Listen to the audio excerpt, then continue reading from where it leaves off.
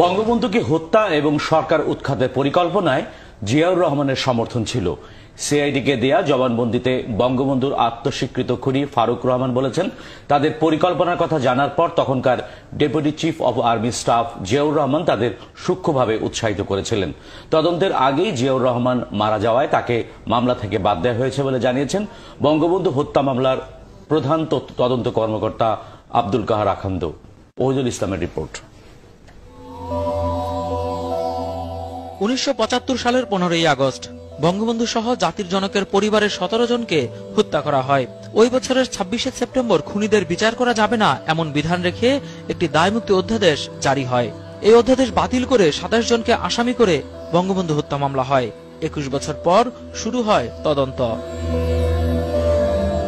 আগের সরকারগুলোর প্রমাণ মুছে ফেলার চেষ্টা ও দীর্ঘ সময় পর তদন্ত শুরু করায় সাক্ষী ও প্রমাণ সংগ্রহ করতে ব্যাগ পেতে হয়েছিল বলে জানান এই মামলার প্রধান তদন্ত কর্মকর্তা। প্রায় ধ্বংসস্তূপ থেকে আমাদের সেই আলামত, সাক্ষ্য প্রমাণ সংগ্রহ করতে হয়েছে। তদন্ত কর্মকর্তাদের কাছে নারকীয় এই ঘটনার অন্যতম প্রমাণ ছিল ব্রিটিশ পত্রিকা সানডে টাইমসের সাংবাদিক অ্যান্থনি মাসকারানহাসকে দেয়া আত্মস্বীকৃত খুনি তখনকার লেফটেন্যান্ট কর্নেল ফারুক রহমান ও আব্দুর রশিদ খন্দকারের সাক্ষাৎকার।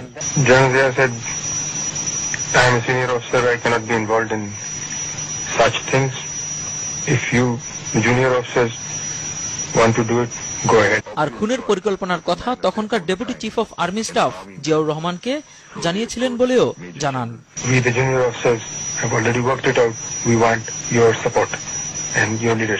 বঙ্গবন্ধু হত্যা মামলার তদন্তের সময় সিআইডির কাছে দেয়া স্বীকারোক্তিমূলক জবানবন্দিতে এই ফারুক রহমান জানান, 15ই আগস্টের আগে জিয়াউর রহমান তার বাসায় গিয়ে তাদের পরিকল্পনার অগ্রগতির বিষয়ে জানতে চাইতেন।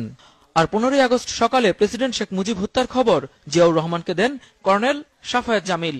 এই খবর জানার পর জিয়াউর রহমান ছিলেন একেবারেই নিরুত্তাপ। বঙ্গবন্ধু হত্যাকারীদের বিচারের সময় সাক্ষী হিসেবে আদালতকে এই ঘটনায় তুলে ধরেছিলেন সাফায়েত জামিল। বলেছিলেন যে প্রেসিডেন্ট মারা গেছেন, এবং বলেছিলেন প্রেসিডেন্ট মারা গেছেন, তাতে যে ভাইস প্রেসিডেন্ট আছেন কনস্টিটিউশন রক্ষা করেন ইত্যাদি। মারা যাওয়ায় তদন্ত কর্মকর্তারা জিয়াউর রহমানের কাছ থেকে এ বিষয়ে যাচাই করতে পারেননি। এজন্যই হত্যার ঘটনায় জিয়াউর রহমানকে আসামি করেনি সিআইডি।